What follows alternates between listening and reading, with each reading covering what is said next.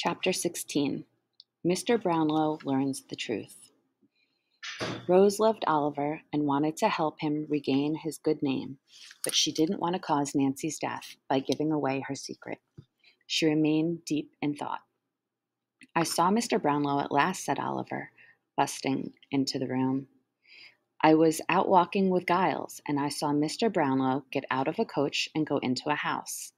I was trembling so that I could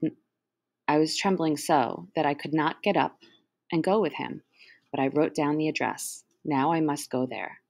"We'll go right away," said Rose, realizing that the gentleman might be very helpful on her own business. She ordered a coach immediately, and when they arrived at the Craven Street address Oliver had written down, Rose told Oliver to wait in the coach while she went inside to see Mr. Brownlow. Rose was shown into the study, where she found the kindly-looking Mr. Brownlow with his friend, Mr. Grimwig, who looked as grim as ever. "My name is Rose Maylie," she began. "You once showed great kindness to a very dear young friend of mine, and I thought you might be interested in hearing how he is. His name is Oliver Twist." Mr. Brownlow was too surprised to speak for several moments. Finally, he drew his chair closer to Rose. "My dear lady," he said kindly, "if you have it in your power to change the bad impression that I have of that child, please tell me what you know.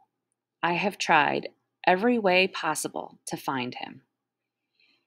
Rose told him everything that had befallen Oliver since he left Mr. Brownlow's house. "You bring me welcome news indeed," said Mr. Brownlow.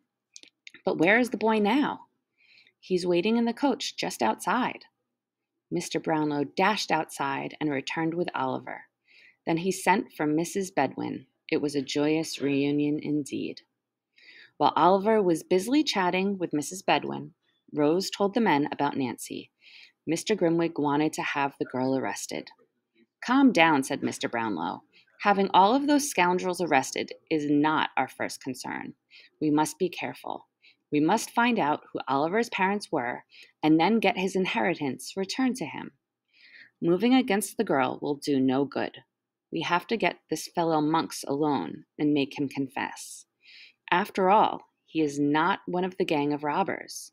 But first, we must see the girl to ask her to show us who Monks is, or to describe him and where he hangs out so we can find him ourselves.